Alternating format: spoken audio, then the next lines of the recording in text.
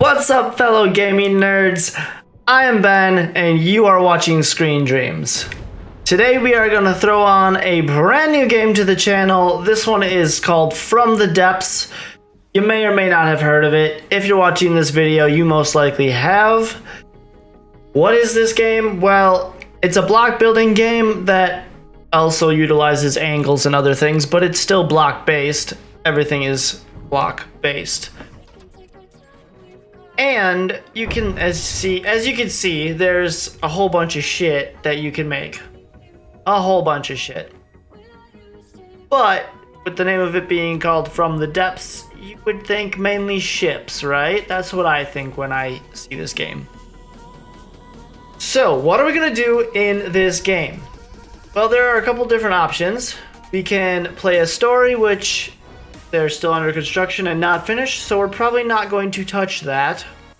We can play a campaign, which, spoiler alert, that's what we're going to do. Or we could play an adventure. Story missions, I don't really know what they are. I've never touched them, never played with them.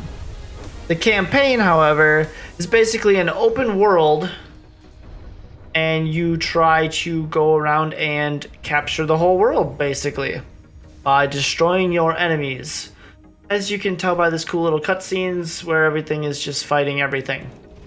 There are a bunch of different ways that was actually really cool, holy shit. Sorry about my ADHD. Anyways, there's a bunch of different ways you can attack and kill things, which we will dive into later. Or you can go on an adventure mode, which is basically an open sea world, and you fight crafts that just appear on your horizon. And the more crafts you fight, the more materials you gather because you capture their material from destroying them and build a bigger, better fighting machine until you win or something. I really don't have a clue. And now that I read that, it says endless, so you don't end. You just keep playing that until you don't feel like playing it anymore. However, this campaign, where you start off, you don't have a whole lot of resources, and you don't have a lot of anything, basically.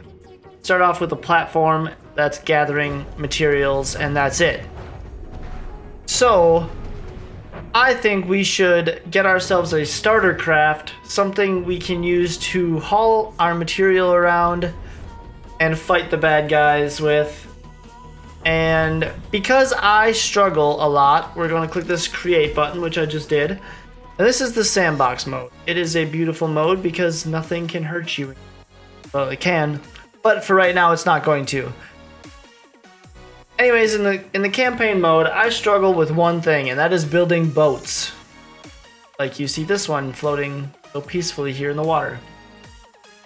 I am pretty decent at building flying things, which is odd because you would think flying would be harder.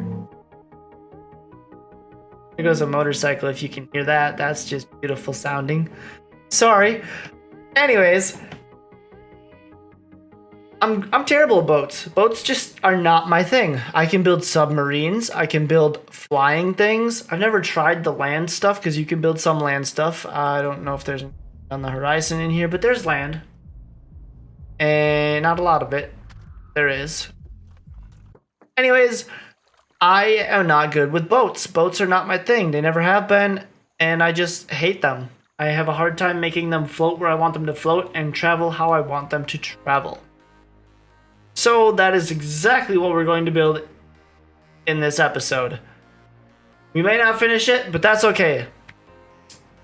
Let's just destroy everything and let's get to building. So here's how you build. Click the button and you build. Button is B, by the way. That enters build mode. And caps lock does this cool thing where it makes it float. So I'm not going to go through the essential building process of the game. What I'm going to go through is just showing you what we have made once we've made it, basically. So I'm going to start building. We're going to start off with some metal blocks because there's a lot of things you can build with all this stuff in here. If you want tutorials, let me know. But for now, we're just going to show you the basics of the game. So I'm going to work on building our basic shape and design of this craft, and we'll go from there.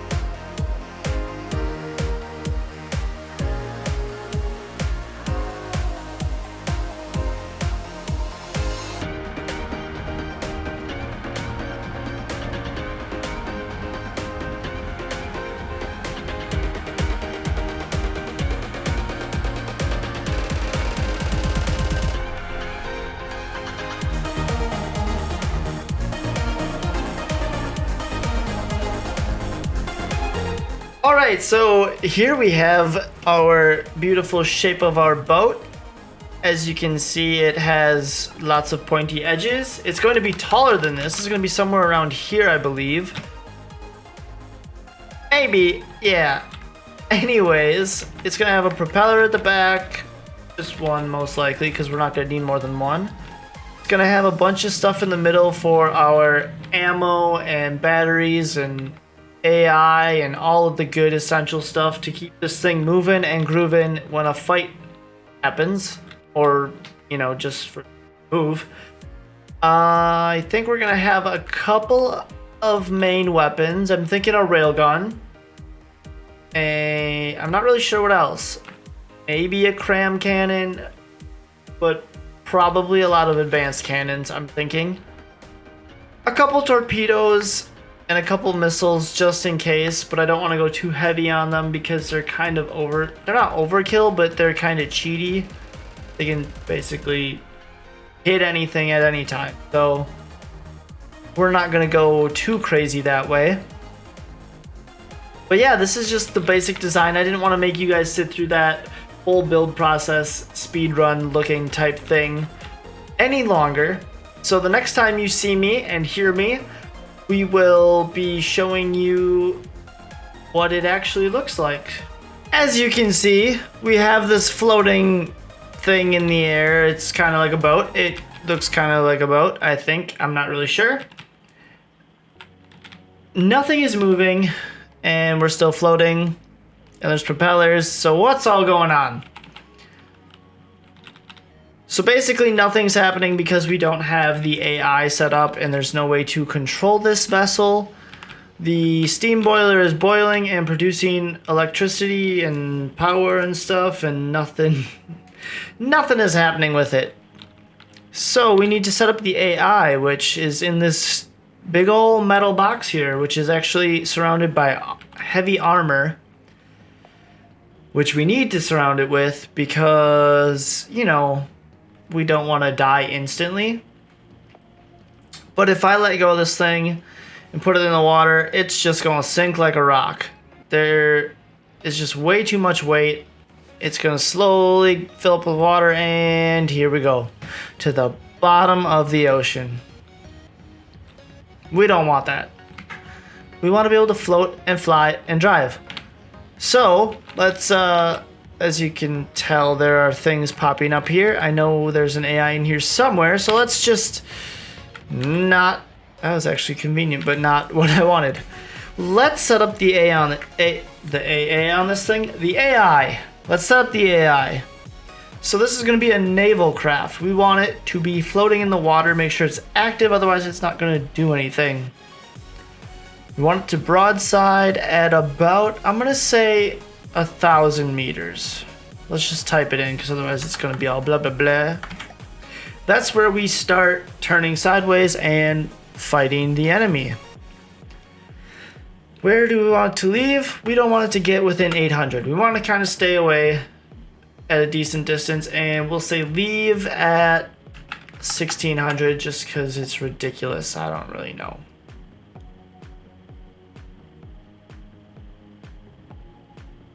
Yeah, that works. The angle is how fast or slow we go towards the target. So if you keep it at 90, you're not going to move towards or away from them unless they are moving towards or away from you. I like to put this at 89, so we're slowly creeping in, but not creeping away, if that makes sense. So that's good and set up, so if we get into a fight, that's all fine and dandy. Now we have our adjustments, which control like how it path finds and stuff. So we're on the water because we are a ship. Max altitude doesn't really matter because we're not flying. Minimum, we're gonna put that at like, you know, -8 or 4 or something. We just don't want to go below the water too much.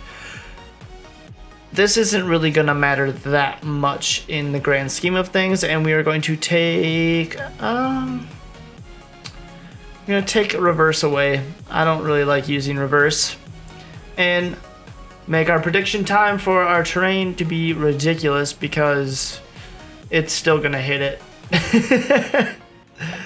Maneuvering, this is another thing, but this is basically it tells your ship how to act or whatever. There's a bunch of different things, but yeah, our ship. So we want it to be able to wander. This way we can test things. So I like to put it at a decent, 300. This way we can see how it acts before we actually get into a fight. I want it to be able to hover so it stays at a 0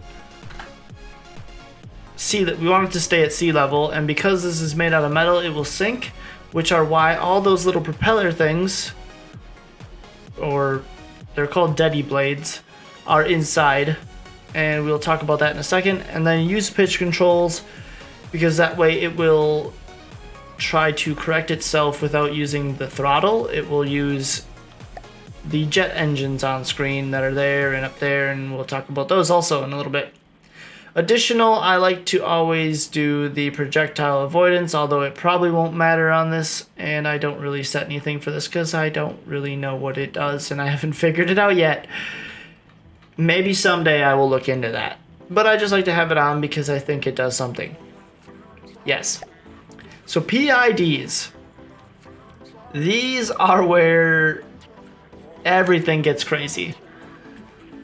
So we're gonna enable the hover, the roll, and the pitch so far. If we have to enable something else later, we can. We have an extra one. I believe we have 4. Yes, we have 4. So let's set this one up. First of all, we want to enable the fake set point. Oh, did you see that? They turned on because they're trying to get us at this point right here. This point 0 is sea level. It's basically our altitude. If we put it up high, it'll make us want to go up high. If we put it down low, it'll make us want to go down low. I'm going to leave the gain approximately where it is, bring the integral about right there, and the derivative to right there. Usually you can start with these lower, but I've found that if I start like around here, it depends on your craft really, but if you start low, sometimes you will overcompensate and your pitch will go up and down really fast and it will just be all over the place. Whereas if you do it here, as you can tell by this little graph here, things are smooth. At least that's the goal when we take it off of caps lock and do not have the vehicle locked. But for now, this is just the hover, so it's not going to be hovering up and down. It will be staying in one spot, hopefully. We're just going to set the same thing for pitch. Pitch 0 in this point would be completely flat. If you did up or down, would make the thing angle upwards or downwards. And we're going to do the same thing here. And that's the wrong one. Roll. Same thing here. We don't want it to roll too much. I don't like it when my craft roll. It's just more annoying when it's trying to travel. So now everything should be set up. You can see there's some propellers on the side. Those are for turning. I use those instead of rudders because rudders tend to make your ship roll a lot more. There's also a bunch back here on each side, along with our main propeller and 2 little tiny propellers. The reason for the 2 little tiny ones are because in the event that something happens to our steam, we can still move, maybe not very quickly, but still we'll be able to transport somewhere. So let's just see what happens when we let this thing down. Will we float? Because that's the goal, really. We want to be able to stay at a 0 altitude, and right now we are under the sea. And these things should be going up like crazy, but they're not. Why are you not? You are supposed to be.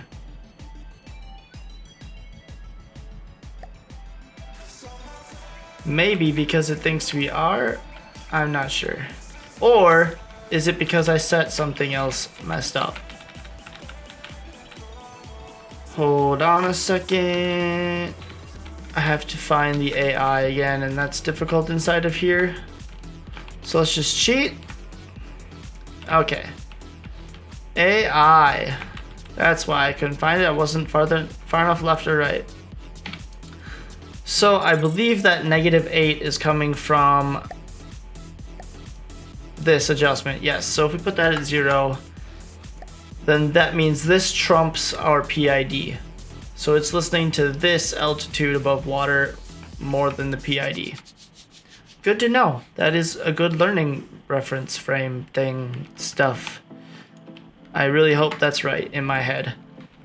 But we are still -3, say -4. We're rising. We're rising out of the water. This still might be a little low, but honestly, I think that's pretty good because we're going to build up the ship probably to here. We're going to have like a bridge. We're going to have some weapons, you know, the details that you need to make a cool ship. So let's throw in some weapons. As you can see, this thing is trying to pitch down fierce. We might have to fix that as well, but we're traveling at a nice consistent 22 miles? What the hell? 22 meters per second. So yeah, let's add a weapon onto this, and I might try to fix the pitch and whatnot just to make this thing, because now we're rising pretty high. I might tweak things a little bit just to make this thing travel better, faster, smoother, all that good stuff. Alright, ladies and gentlemen, as you can see, our ship is afloat. It is going about 30 meters per second. We have this ridiculous gun on here that is, well, just out in the open right now. And we have a bulwark over there. That beastly son of a gun. It is going to be our attempt to see what this gun can do. Now, this is a railgun, and it is following my cursor because I'm controlling it currently. We are not using the AI at this point. We will be. Let's just see what this does, but let's see it up close and personal, huh? So we're just gonna go this mode, pick a spot, and bam. And that was a whole bunch of shots all at once. Did a whole chunk of damage, as you can tell. Opened that right up, took that gun off, and that did a whole bunch of damage. 2% worth. And that was just one volley. Let's see if we can take out this turret. They don't go particularly fast. And the ones that hit, well, that didn't do a ton, but that's because there's heavy armor in there. Oh, well, it took off 2 of the barrels, which will significantly take the accuracy down. So let's just keep shooting at this thing. What does that look like? Oh, look at all of that destruction. That just killed that whole turret, took out the lambs right there, and basically rendered that useless from one volley. One volley. That's just one volley. Now, I kind of like the whole overwhelm aspect, so even though it's not a steady fire, like if I hold it, it's not going to shoot again for a while. But it would maintain a fairly consistent, like look at that. That's a shot every, what, second and a half, 2 seconds? That's not bad. So it can deal some consistent damage if it needs to. But that initial just blow your face off kind of volley. Oh, I love that. But look at even these shots. One at a time, they're just doing damage. Just peeling it apart. And then you wait a little bit and there you have 6 more shots, even though that one missed. So we might have to do some tweaking on it. We might have to make it better, but that little bit took her down 11%. And if you've ever fought one of these things, you know they're almost impossible to beat. And by no means will this ship be able to beat one of these by itself because it is so small. But it will go a long way to taking on some other ships that we could get rid of. God, that's so beautiful. Just, oh, look at all that damage.